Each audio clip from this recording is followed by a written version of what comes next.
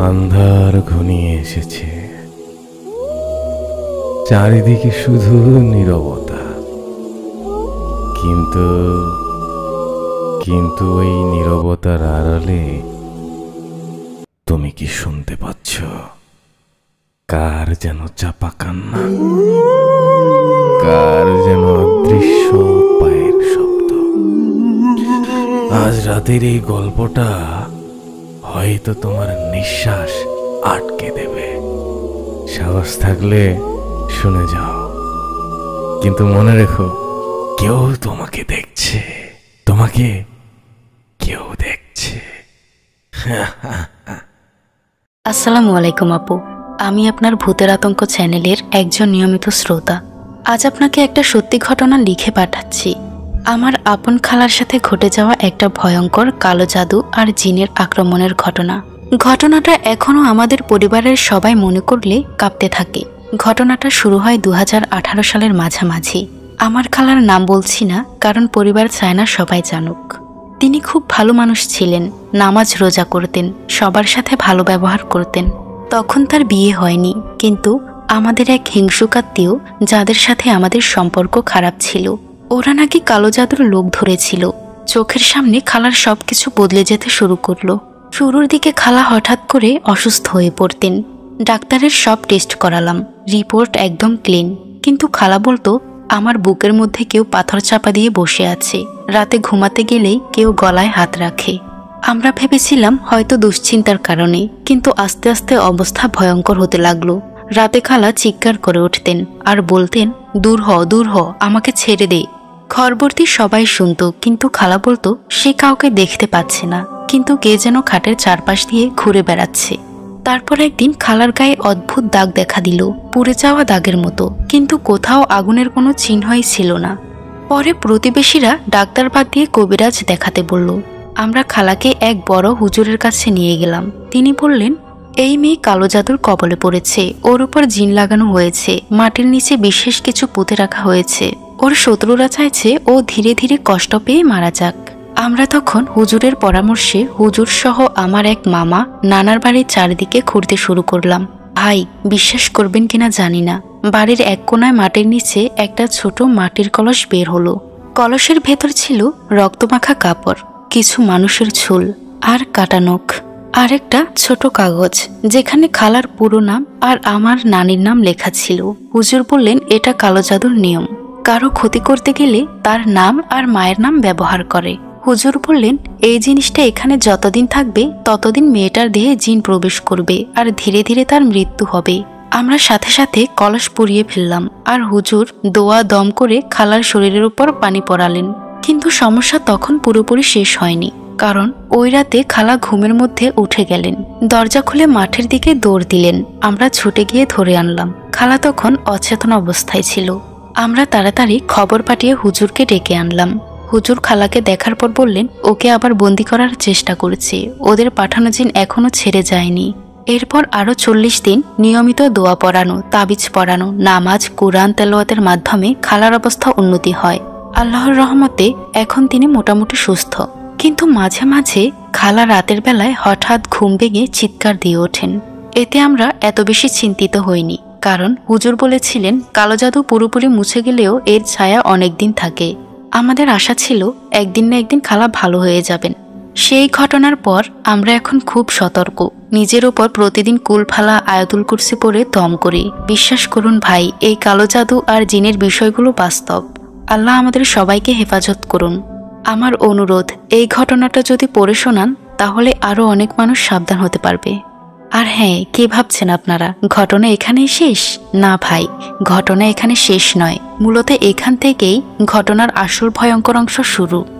আমরা সবাই ভেবেছিলাম নানার বাড়ি থেকে কলসটা বের করে ফেলার পর সবকিছু ঠিক হয়ে যাবে, কিন্তু না, উল্টো অবস্থাটা আরো ভয়ঙ্কর হয়ে উঠল।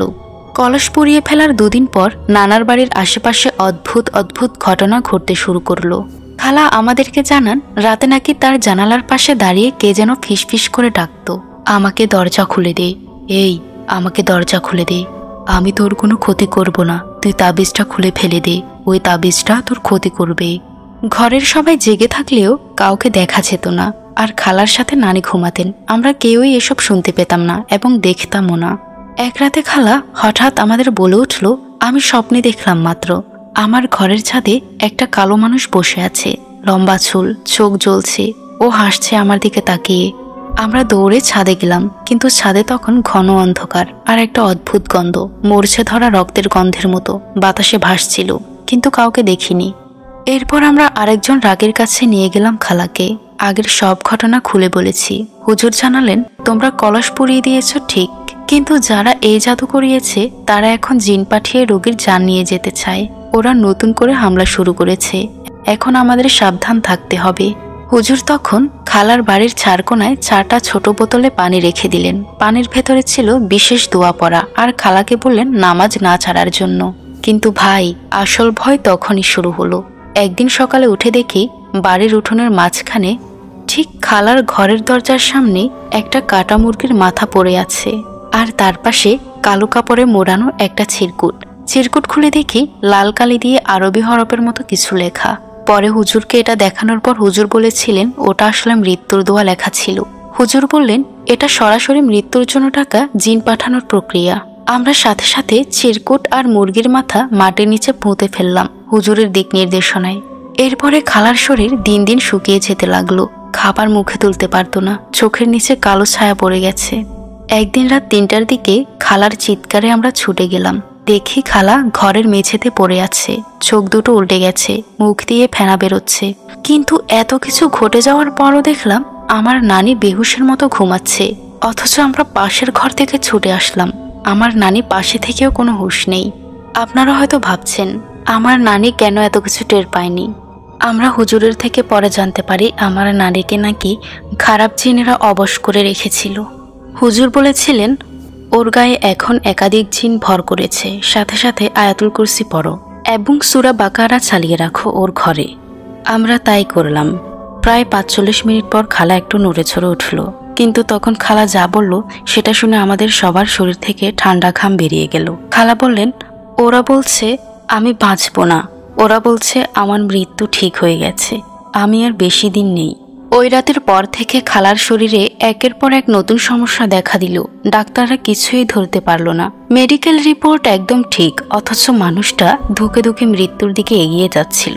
সবশেষে হুজুর বললেন এটা মৃত্যুর জাদু, ওরা এই মেয়েকে সময়ের মধ্যে শেষ করতে চাইছে, যদি আল্লাহ না চান কিছু করা যাবে না।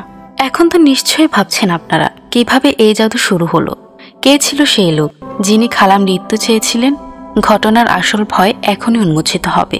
অবিশ্বাস্য হলেও খালার শরীরে যে জিনগুলো প্রবেশ করেছিল সেগুলো শুধু শারীরিক নয়, মানসিকভাবেও অত্যন্ত শক্তিশালী ছিল। প্রথম দিকে খালা অদ্ভুত অঙ্গভঙ্গি করতে শুরু করলো। তখনও আমরা বুঝতে পারিনি আসলে কি ঘটছে। কিন্তু একদিন খালার কাছ থেকে একটা ভয়ঙ্কর সত্য বেরিয়ে এলো। নানুদের পাশের গ্রামের একজন মহিলা, যাকে সবাই বলতো মাসিরা, সেই মহিলা ছিল একজন কালো জাদুর পটভূমি। সে ছিল হিন্দু ধর্মানুসারী। খালা আমাদের বলল মাসিরাই আমার জন্য জাদু করেছে, তার কারণে আমার শরীর এমন হয়ে গেছে। আমি দেখেছি সে আমাকে মারতে চেয়েছিল, আমার উপর অনেকগুলো জিন পাঠিয়েছিল। আসলেই সেই মহিলা ছিল একজন কালো জাদুর পটভূমি। সে ওই ধরনের কাজ করত, অনেক মানুষকে ধ্বংস করেছে। এখন এটাই পরিষ্কার হলো খালার এই অবস্থা কোনো সাধারণ জাদুর ফল নয়, সে সত্যিই একটা ভয়ঙ্কর কালো জাদুর শিকার। আমরা তাড়াতাড়ি ওই মহিলা সম্পর্কে আরো খোঁজ খবর নিতে শুরু করলাম। সে মহিলা জানতো খালার বাড়ির দিকে একটি বিশেষ কাজ চলছে। আমরা তখন পেয়ে গেলাম তার বাড়ির ঠিকানা। পরদিন সকালে একসাথে একটা দল গঠন করে আমরা চলে গেলাম সেই বাড়িতে, আর সেখানে গিয়ে সত্যিই ভয়ঙ্কর কিছু দেখতে পেলাম। মাসিরা ছিল এক অন্ধকার ঘরের মধ্যে, যেখানে বাতির আলো জ্বলছিল না। অদ্ভুত গন্ধ, কালো ছায়া আর এক অদ্ভুত পরিবেশ। মাসিরা আমাদের সামনে দাঁড়িয়েছিল, অশুভ হাসি হাসছিল, চোখে একটা অদ্ভুত জলজলের ছাপ ছিল। সে তখনই জানিয়ে দিল, তোমরা কি মনে করো আমাকে ভেঙে ফেলতে পারবে? যতই চেষ্টা করো, তোমার খালার মৃত্যু আমি ছাড়া কেউ ঠেকাতে পারবে না। অথচ তখনই আমরা একটা দোয়া করলাম, আর তারপর মাসিরা খুব অস্বাভাবিকভাবে কাঁপতে শুরু করলো। তার মুখ থেকে অদ্ভুত শব্দ বের হতে লাগলো, যেন কিছু অদৃশ্য শক্তি তাকে আঘাত করছে। তারপর সে মাটিতে পড়ে অচেতন হয়ে গেল। আমরা খুব তাড়াতাড়ি ওই ঘরের চারপাশে গর্ত করে কিছু বিশেষ তাবিজ এবং পানির বোতল রেখে দিলাম। আমরা জানতাম এই মুহূর্তে মাসিরার কালো জাদু খালার উপর থেকে সরানো যাবে, কিন্তু সেটা খুব ঝুঁকিপূর্ণ ছিল।